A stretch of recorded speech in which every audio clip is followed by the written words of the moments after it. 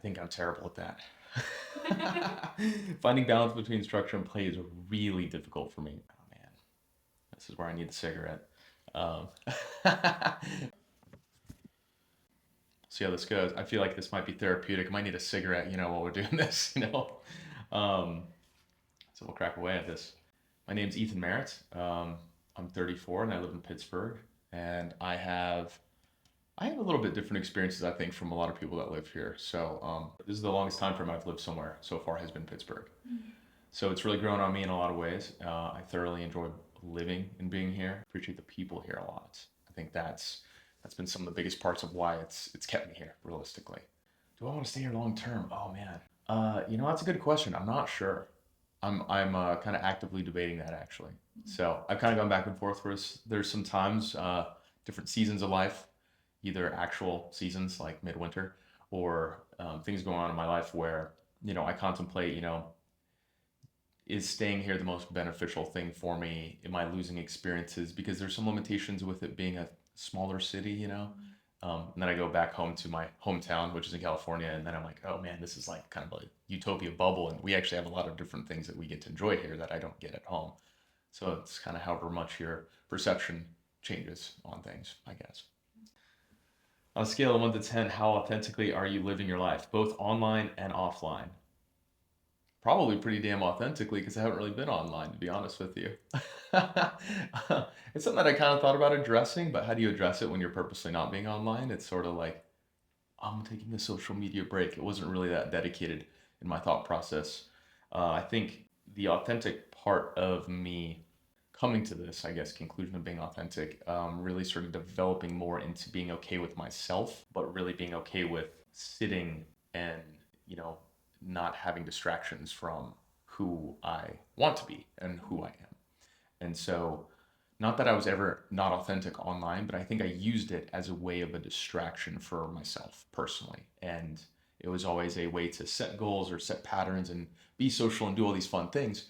But it ended up being a little bit of a limitation on kind of maybe not being okay internally and not being able to sit in silence, not being able to sit away from people and being very well connected. So it's funny because if you look at yourself and kind of analyze, are you a people person or are you not? Do you like to get your energy from people? Do you not? Ultimately, I do, but at the same time, why am I not very comfortable sitting alone?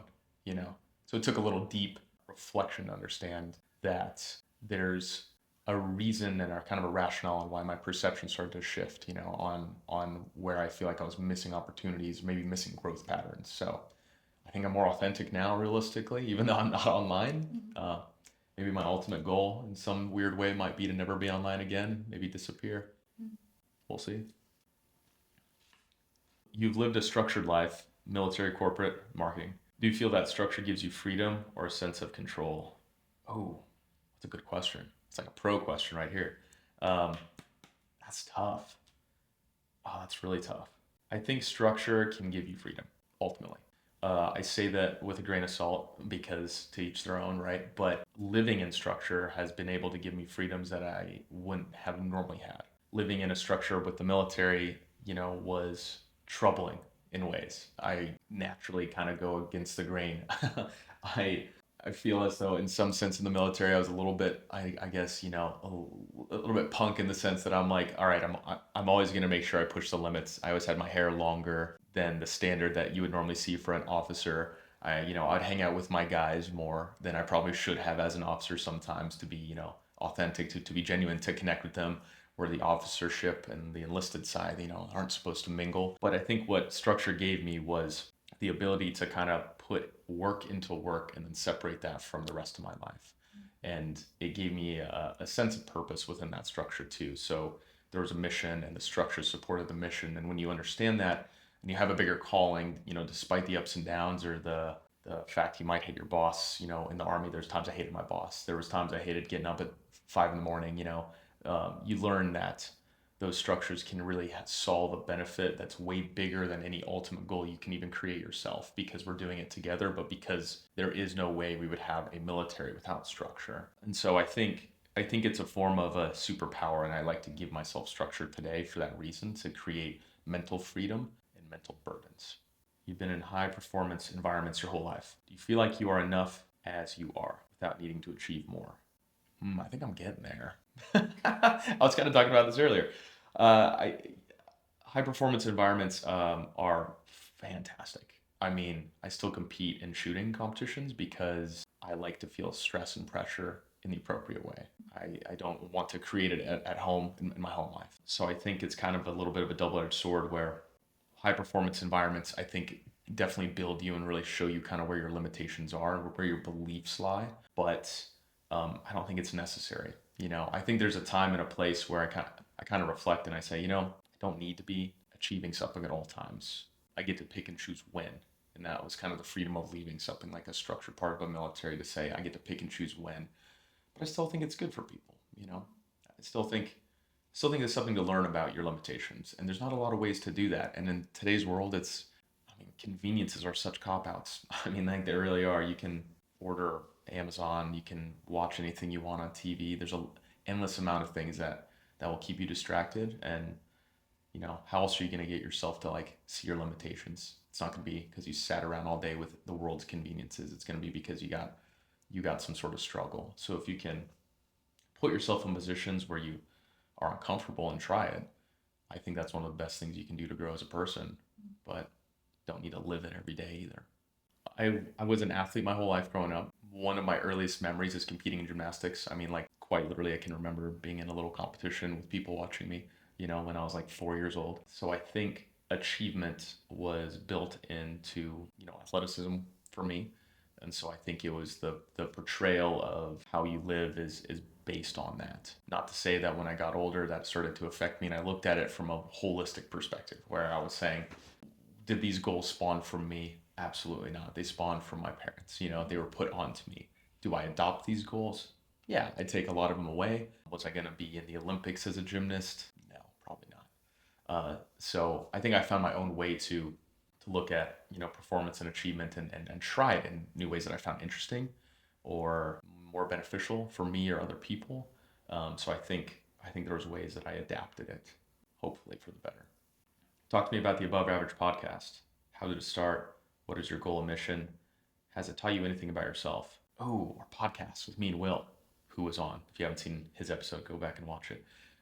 It's quite good, actually. Me and Will Marshall started the Above Average podcast because he had started previously with a friend, and it was very loosely organized. And his prior co-host ended up having to move for a career change, and I was his last guest, and we were good friends. So he was one of the first people I met in Pittsburgh through the gym community. A few people that I met, I just hit up through Instagram. That's kind of the benefit of Instagram, especially at that time. It was way less of a platform that was businessy or I don't know, overly professional. I could actually reach out to people when I moved somewhere and make friends, which was great. So in 2018, going into 2019 is when I moved here. We got the podcast going in a little bit more of a serious capacity together when I brought some of my expertise from film production and sound into looking at it like, we need to have a good setup and a better consistent schedule. And I think it's grown into something I really, really enjoy just for the sake of enjoying. There's not that many things I have in life that are not work driven, performance driven. The podcast I kind of treat separately. And I know some people say, oh, are you going to monetize? I'm like, I'm not really concerned about it. I want to make it good stories and connecting with good people.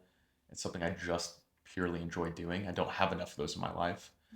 If there's something that I've learned about myself is the ability to, I mean, truly the ability to listen better, listening to people's stories at an exceptional rate and enjoying actually listening to people, and not just being self-concerned driven by anxiety, self-concern driven by some other reason and rationale, like trying to make something a monetary value. So as far as a big goal and mission we have, I don't know if we really have one. We want to grow it to affect the Pittsburgh area, in a positive way. And I think at times we kind of revisit the idea of what a goal looks like. But for the time being, the season of life we're in, we both just enjoy doing it. And we're going to keep it that way.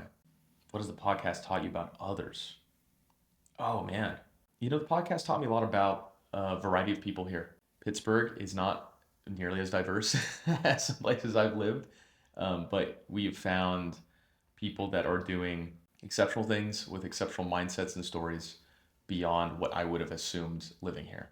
Living here, being here, meeting people that have spent their whole life here, it's semi easy as an outsider to see like, there's like kind of limitations. Pittsburgh looks a lot of inward, but we found that there's a lot of people that do that, but they really do strive to be, better than their upbringings were, more connected with the world in some other way that we learn about.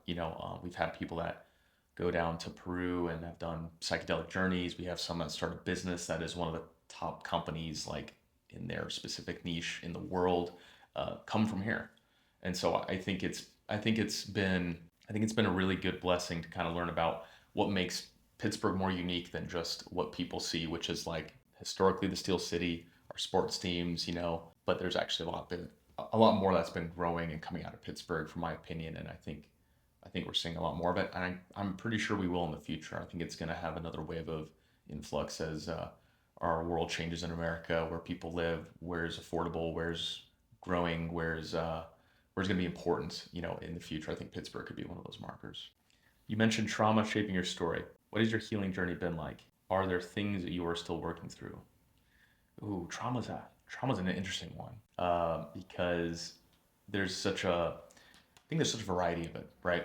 And so I would say that the level of trauma that somebody may have, their worst day is their worst day only, and you could take the richest guy on the earth, and really his worst day might be he just didn't get the exact thing you wanted that one day out of his whole lifetime, right? Theoretically, that is trauma, right? But I think some of the healing aspects from either past trauma I've had based on parts of my upbringing and parts of being in the military, I think that there's a level of contemplation that you go through when you are learning about how trauma has affected you. So getting to that point is hard to get to. I think it takes a big downfall to say, wow, I think I need help. And that help might not even be help that you even realize yet, but it's like, oh, I need to talk to somebody. And when you talk to somebody, you're able to understand that you need help, and it's sort of that first layer of like accepting, that maybe your perceptions weren't exactly what they were about your upbringing or about the military, And so I think what it's done is what I've seen it in a pattern for myself, and I can kind of only speak from this lens, is I see a lot of people in their mid 20s, their early 20s, and they're figuring life out, right? They still have a twinkle in their eye, right? There's a lot of hopes and dreams, a lot of things that they want to go do. It's such a fun time to live through that.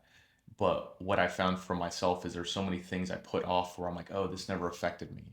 This isn't who I'm becoming. My parents aren't who I'm becoming, or this experience that was troubling then, but not now.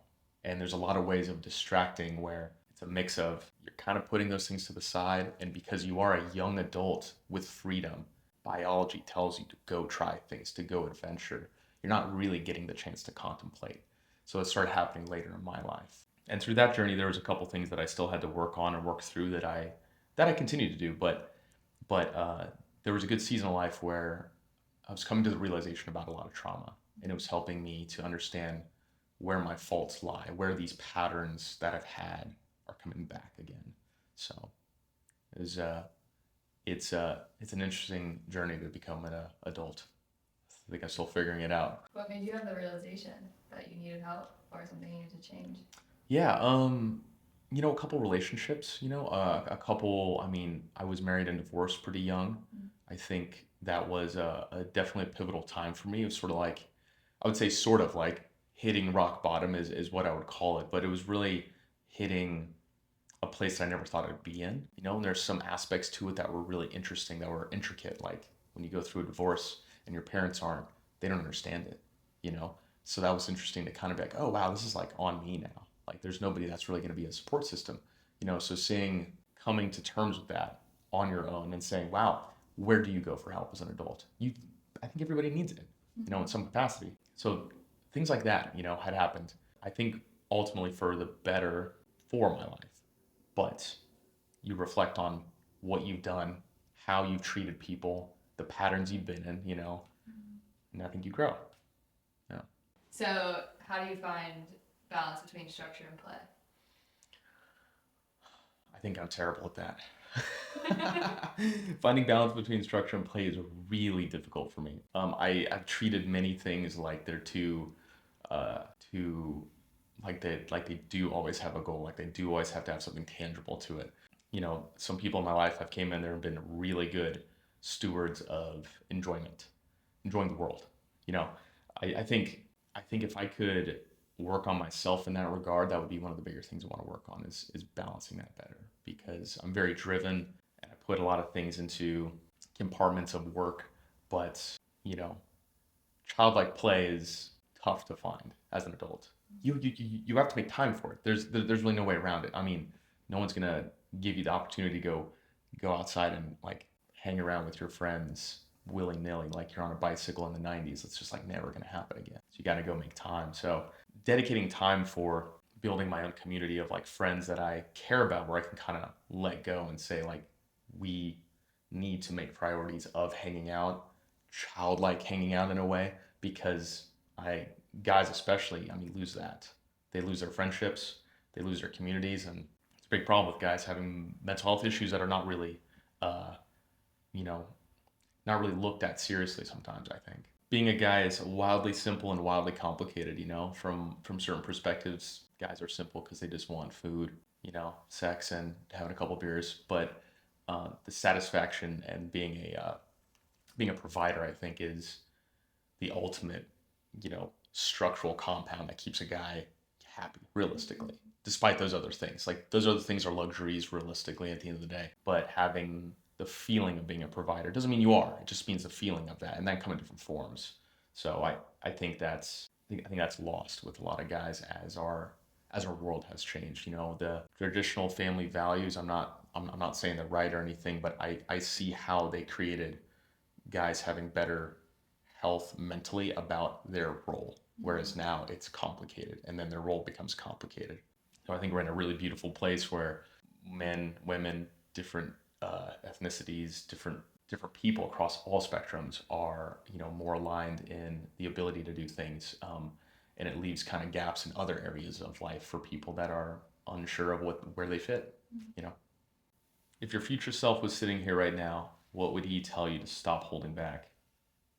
Oh man, this is where I need the cigarette. Um, oh God, what would he tell me to stop holding back? Well, probably the first thing he told me was I don't need to have an army haircut. So we worked on that part.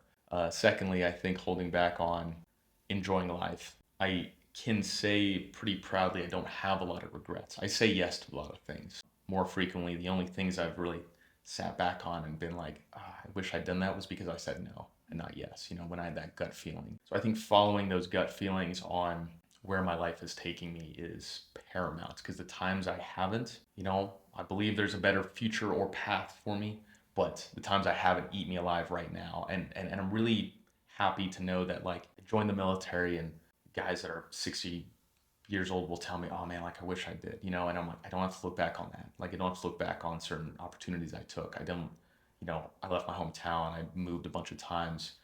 So I want to continue doing that because I want to end this world without feeling like I left anything on the table, realistically. What do you learn to love about yourself? Oh gosh, that one's deep. What am I learning to love about myself? Um, I think leaning into my strengths. Yeah, I think I was stuck for a while on always trying to do things where uh, there was an opportunity and it didn't necessarily align with what I like to do or wanted to do, but I was like, oh, but it's worth it for this other reason. And really just digging into like what I'm good at. I'm good with people. I'm good at connecting with people. I'm good at hard work in certain areas. I think the natural instincts of what you bring to the table is something everybody can learn to love is tripling down on those positives and tripling down on what you are really good at, and not doubting it. And it's interesting because it's so complex because it's like how many times do you want to go try something new and you do it and you're like, am I really supposed to be doing this? And I think it's a testament to being okay with myself to say your strengths are here, use them. Like you have a superpower in some areas that other people don't. Instead of working on the weaknesses, use the strengths. The weaknesses will come in other forms. People are there to help you with your weaknesses in a partnership, in a job, in a community. But if you bring your strengths to the table, the satisfaction comes. I think the belief in yourself comes. The perseverance comes. So ultimately, I think I love myself that way. Like I do have to work on that too, but it's been a good learning journey on that. How has it felt to be seen in the hot seat today? What are your biggest takeaways and any final thoughts? Oh, this is really good. Yeah, I'll say after watching a couple episodes, I was like, you know what? I think it's a good barrier that can be broken for some people. Some people that haven't gone to therapy, or some people that don't get the time to sit and think about these things. If I'm being honest, I haven't had the time to sit and think about some of these questions in a realistic perspective without it being a part of, a fleeting thought throughout a busy day. So taking the time to sit and enjoy this was exceptional for me to get the chance to reflect when I normally don't. So I appreciate that a lot. Probably my biggest takeaway is I think that given the opportunity, I think almost anybody should sit here and do this and challenge yourself if you're not comfortable speaking. Challenge yourself in the questions that you'll ask because I think they're awesome. And if you and if somebody wants to come in here and they're going to be uncomfortable with it, I think just lean into it. Lean into what organically you will come out and speak on. Because I know I've watched myself a million times on different types of videos and different seasons of life. I see myself slightly differently, but it's really good to watch yourself think through things. And when would you do that? When would you have it on camera? It's only what your own perception is, but you can't see it. But other people can, but you can't. So I think that's a really good opportunity for anybody who who feels as though they want to try something, have a good message, but really try something for themselves as well. Any final thoughts? Oh man, I think I think some of the thoughts I have throughout doing this, going through different phases of life, being the age I'm at, you learn so much about how much you don't know. But really, the biggest thing is I tell people as I've gotten to this point, challenge your beliefs, not everybody else's. You set your own expectations high for yourself and don't put them high for other people. But I think challenge deeply on where you think your thoughts come from and focus on that. I think it's a good pattern to give yourself that space to challenge how and why you think something, no matter what's happening, good and bad. Um, so that's something I've been working on throughout this process today, but also just in general, that you never can really quite trust your own perceptions. And I think challenging those thoughts and being able to learn how to dig deep is gonna open up more doors than any outside goal you have, anything that you want to try to do. It's gonna make that natural process happen. Thank you for being here. Well, thank you for Thank letting me you, be Ethan. here. Appreciate it.